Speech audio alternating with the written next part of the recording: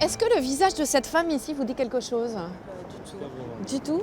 Une américaine? Ouais, c'est une américaine qui a gagné un combat incroyable contre une énorme industrie et qui a sauvé des milliers de familles. Concernant la contamination d'eau. Oui. D'eau, c'est ça? C'est oui, ça, oui, ouais, oui. oui, Ah, c'est oui, ça. il y avait une dizaine d'années, oui, Oui, j'ai oui, vu ce c'est film-là. ça. Oui. Et alors? Son nom? Je ne sais plus. Si je vous dis que c'est Julia Roberts qui a joué son rôle dans un film, qui a eu le Erin succès. Brockovich. Bien joué. Brockovich, oui. Erin Brockovich. Oui, j'ai vu le film, Erin Brockovich, ça n'est pas qu'un film, c'est aussi le parcours exceptionnel d'une jeune maman qui a découvert un vaste scandale de pollution au chrome de l'eau potable. C'était au début des années 90 en Californie, alors qu'elle n'avait aucune formation dans ce domaine, aucun réseau. Elle a réussi à faire condamner l'entreprise responsable à 333 millions de dollars. C'est une femme forte qui voulait aider les gens, donc oui, évidemment ça marque. Elle a beaucoup de bagou, elle est merveilleuse. C'est une belle femme. On appelle ça des lanceurs d'alerte. Et il en faudra beaucoup ici en France aussi, je pense. Aujourd'hui, encore, 20 ans après, Erin est une combattante de la première heure.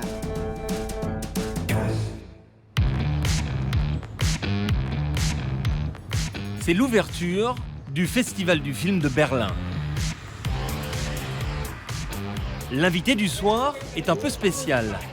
L'organisation du festival lui a même réservé un cinéma. Elle n'est pas actrice, mais signe des autographes. Elle n'est pas réalisatrice, mais c'est elle la star de la soirée.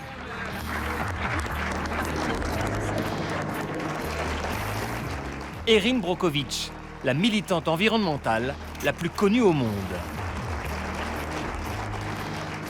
Ce soir-là, elle est venue soutenir un film documentaire participatif qui dénonce la pollution des eaux. C'est elle, la tête d'affiche du film.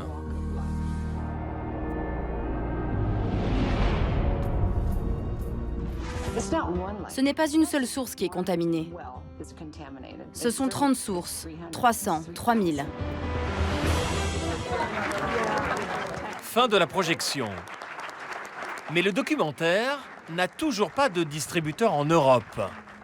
Alors, Erin Brockovich vient donner un coup de main au producteur pour faire parler du film. Et elle rappelle au passage qu'elle se bat toujours sur le terrain. Vous ne me croiriez pas si je vous disais que dans les zones contaminées, l'eau est verte, aussi verte que l'herbe.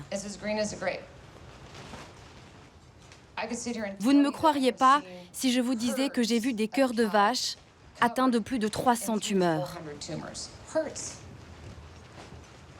Vous n'y croyez pas tant que vous ne le voyez pas.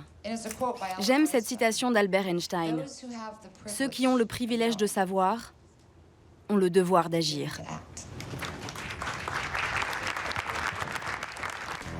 Depuis 15 ans, Erin Brockovich parcourt le monde pour enquêter sur les scandales environnementaux. Erin Brockovich est de retour, cette fois elle est au Texas. Je suis en colère et je n'accepte plus cette situation.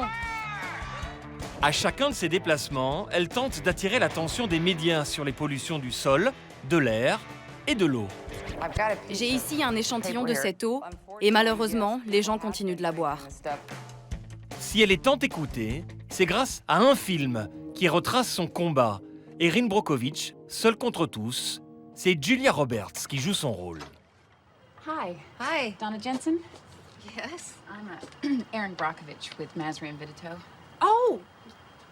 You're a lawyer? Hell no. I hate lawyers. I just work for them. Mais qui est vraiment Erin Brockovich ?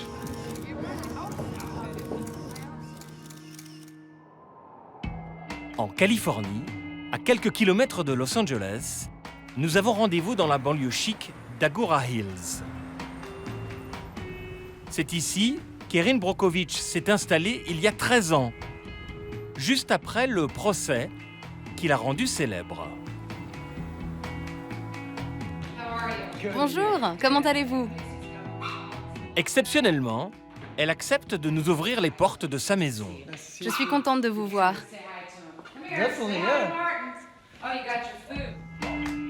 Elle habite une belle villa américaine, avec piscine.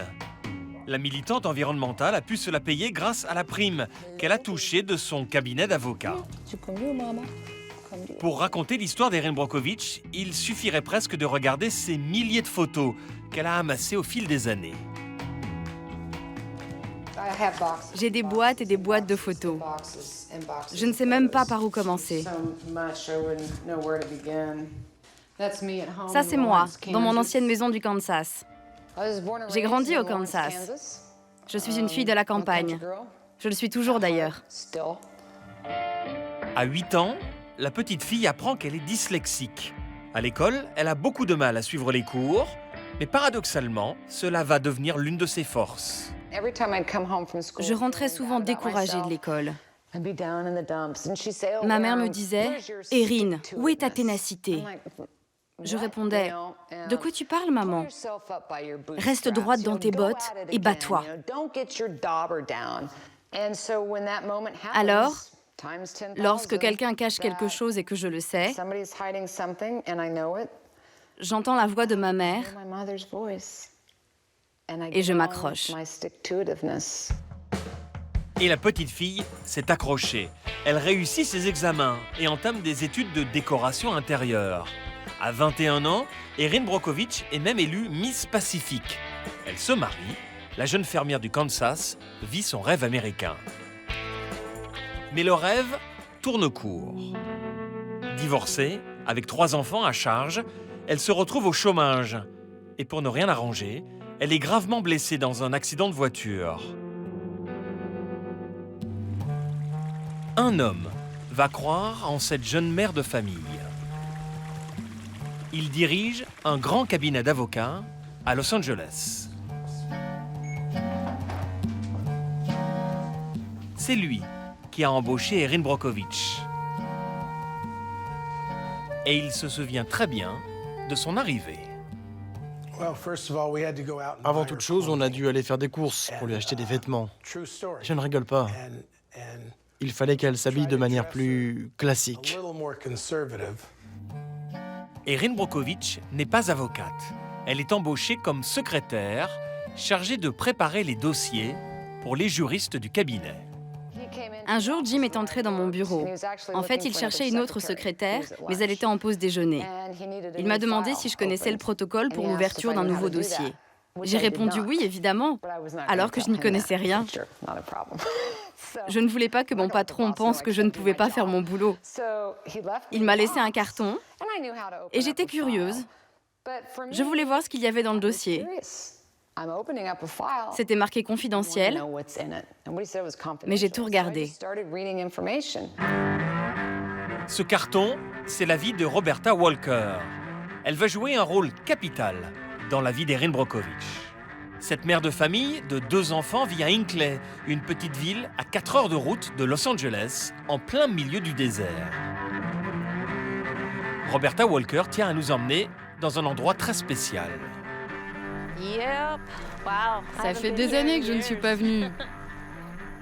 C'est dingue. Sa maison était ici, à quelques centaines de mètres de l'usine de PG&E, Pacific Gas and Electric, le géant du gaz et de l'électricité qui approvisionne toute la Californie. C'est à cause de la pollution de cette usine que la maison de Roberta Walker a dû être démolie. Elle était où, votre maison, exactement ? Juste là. On avait une piscine, on avait nos écuries là-bas, avec nos chevaux. Tout a été détruit. Je suis triste, déçue, frustrée, haineuse, en colère. Tout ça en même temps. Parce que tout aurait pu être évité. Et ça ne l'a pas été. Roberta Walker est la première habitante de la ville à avoir contacté le cabinet d'Erin Brockovich. Les 2 femmes vont devenir très complices. Ça, c'est une photo d'Erin et moi. Tout a commencé avec une simple histoire d'eau en bouteille. PG&E a commencé à nous livrer de l'eau en bouteille car ils disaient que l'eau du robinet avait un problème. Je leur ai dit, pouvez-vous me donner 20 bouteilles? Ils m'en donnaient 25. Et je leur en demandais toujours plus. À un moment, je recevais 580 litres d'eau par semaine.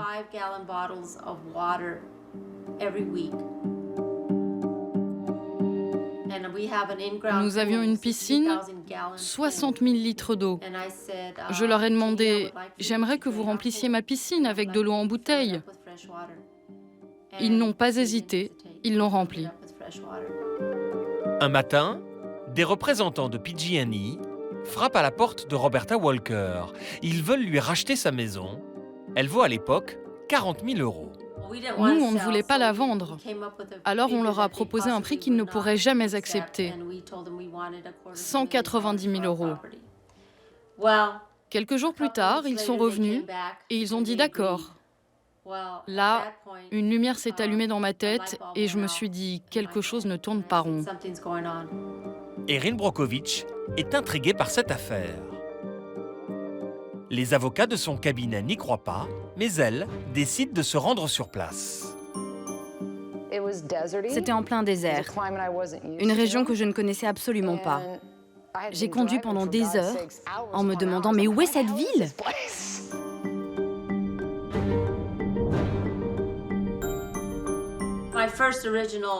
La première fois que j'ai vu Erin, je me suis dit, mais qui est cette blonde en talons dans le désert?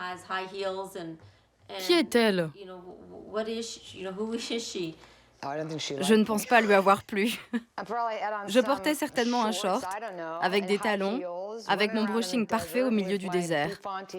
Elle a dû se dire, elle n'est pas sérieuse.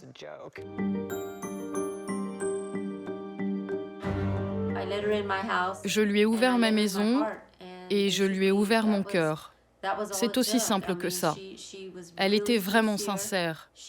Elle s'est impliquée. C'est une mère de famille et elle savait ce que je ressentais. Elle avait peur. Quelque chose l'inquiétait beaucoup. Erin Brockovich découvre le dossier médical de Roberta Walker et de sa famille. Roberta souffre de plusieurs tumeurs. Ses enfants ont des maladies génétiques et des problèmes de thyroïde. Erin Brockovich a une conviction, l'eau de la ville est responsable de ces maladies. J'ai commencé à prendre des échantillons dans les puits, dans le sol, dans l'eau, dans la boue. Je m'arrêtais sur le bord de la route pour collecter des échantillons et je discutais aussi avec les employés de PG&E. Elle a mené sa propre enquête. Elle a contacté des experts pour savoir si les cancers étaient bien liés aux produits chimiques. Je suis allée à l'agence de l'eau et c'est là que j'ai découvert des milliers de documents sur la présence dans l'eau de chrome 6, un produit cancérigène. La pollution s'étendait sur plus d'1 kilomètre. Du chrome 6, un produit hautement toxique utilisé par PG&E pour éviter que les tuyaux ne rouillent. L'usine déverse directement dans le sol ses eaux usées, chargées de chrome 6. Ce métal lourd s'infiltre alors dans la terre et contamine les réserves d'eau potable de la ville. À l'époque, PG&E a organisé des réunions d'information. Il disait aux habitants, « Ne vous inquiétez pas, le chrome 6 est bon pour votre santé. » Mais c'était un mensonge. Le cabinet d'Erin Brockovich porte plainte contre PG&E. Dans la ville, de plus en plus d'habitants la contactent. PG&E a commencé à utiliser du chrome 6. Elle réquisitionne même la salle des fêtes de la ville pour répondre aux inquiétudes de la population. Nous avons perdu 3 ou 4 oncles et tantes. Nos familles meurent du cancer. 658 habitants se joignent à la procédure judiciaire. Erin Brockovich se donne à fond pour cette affaire. Elle passe beaucoup de temps à Hinckley. Elle ne voit pratiquement plus sa famille. Erin et moi avons passé plus de temps ensemble qu'avec nos propres enfants. Elle était tout le temps ici. jour et nuit. Vous avez passé beaucoup de temps à Hinckley? J'y ai passé des années. Et quelles ont été les conséquences sur votre vie personnelle? Je n'avais pas de relation stable. J'étais obsédée par cette affaire. J'ai manqué les fêtes de fin d'année des enfants. 2 de mes enfants sont tombés dans la drogue. Les babysitters démissionnaient les unes après les autres. J'étais divorcée. Mes enfants ne comprenaient pas. Alors ils m'en voulaient. Pourtant, les efforts d'Erin Brockovich payent. Le 12 juin 1996, PG&E est condamné à payer 255 millions d'euros aux familles des victimes, une indemnisation record. Erin Brockovich touche une prime de son cabinet d'avocats d'1,5 million d'euros. Elle est célébrée par toute la ville d'Hinckley. Une fête est organisée en son honneur. Je ne vous oublierai pas. Je penserai toujours à vous. Vous êtes des gens formidables. Vous m'avez appris beaucoup. Merci. L'histoire aurait pu s'arrêter là. Mais à Los Angeles, juste derrière la plage, dans cette petite maison, la vie d'Erin Brockovich va prendre une dimension planétaire. Grâce à Pamela Dumond. Elle est kinésithérapeute. C'est une amie d'Erin Brockovich depuis 20 ans. Je disais tout le temps à Erin, ta vie est un film. Et un jour, une productrice d'Hollywood, Carla Schamberg, est entrée dans mon cabinet. Je l'ai massée et détendue, puis je lui ai raconté l'histoire d'Erin. Elle m'a demandé, c'est une histoire vraie? J'ai répondu oui. Elle a ajouté, quand est-ce que je peux la rencontrer? J'ai dit, je m'en occupe. C'est comme ça que tout a commencé. Et c'est comme ça que le film Erin Brockovich, Seul contre tous, est né. Et dans le rôle principal, la star internationale, Julia Roberts. Erin nous a dit que Julia Roberts allait jouer son rôle. Je lui ai dit, qu'est-ce que tu racontes? Impossible. Tu rêves. Julia Roberts. Vous vous rendez compte? Inimaginable. Quand je repense à tout ça,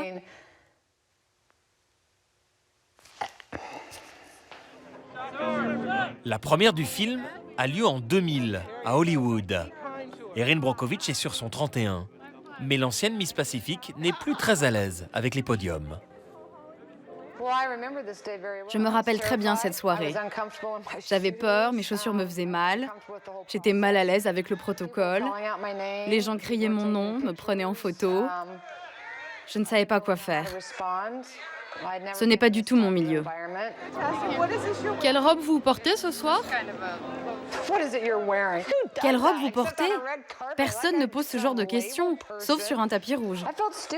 Comme si je représentais une marque. Je me suis sentie stupide. Je viens du Kansas. Moi, je ne suis pas d'Hollywood. Je m'en fiche d'avoir une robe de grand couturier. J'ai trouvé une robe qui m'allait et qui n'a pas coûté 10 000 $. Je n'ai jamais imaginé que tout ça arriverait un jour. Erin Brockovich a même droit à un petit rôle dans le film, celui d'une serveuse.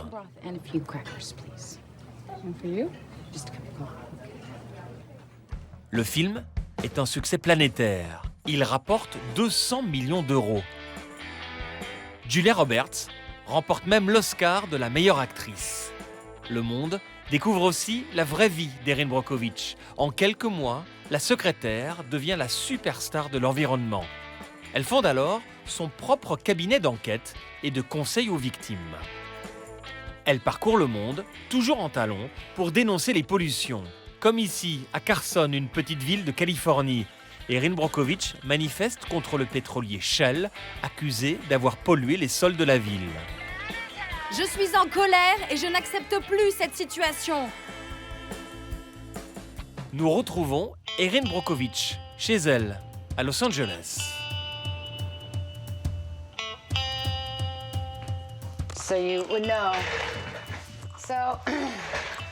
C'est mon petit coin à moi ici.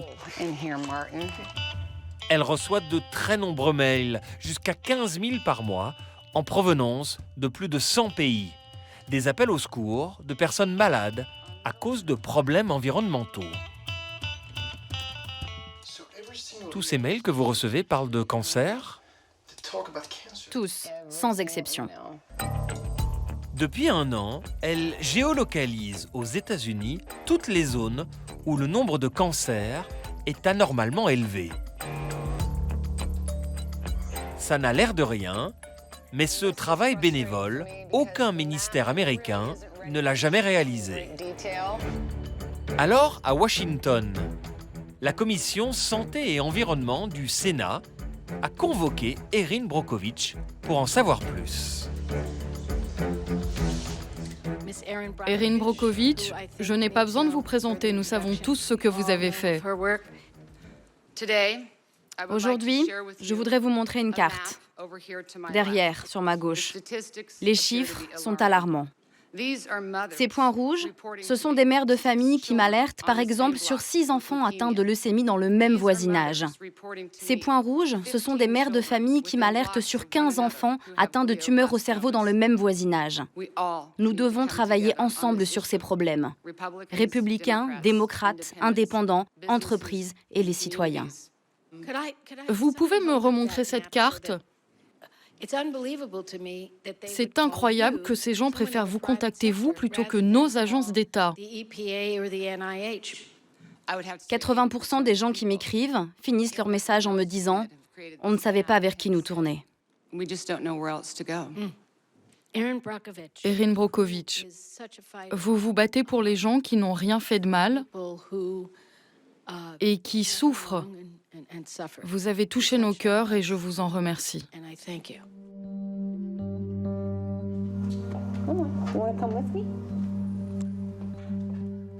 Tous ces appels à l'aide que vous recevez, comment vous le vivez? Vous savez, je vais vous dire quelque chose que je n'ai jamais dit. J'étais en thérapie ce matin, parce que moi aussi j'ai besoin de gérer mes émotions. C'est trop lourd à porter pour moi, même si c'est important. Parfois, je me sens vraiment déprimée. 15 ans après le procès qui a changé sa vie, Erin Brockovich est toujours du côté des victimes.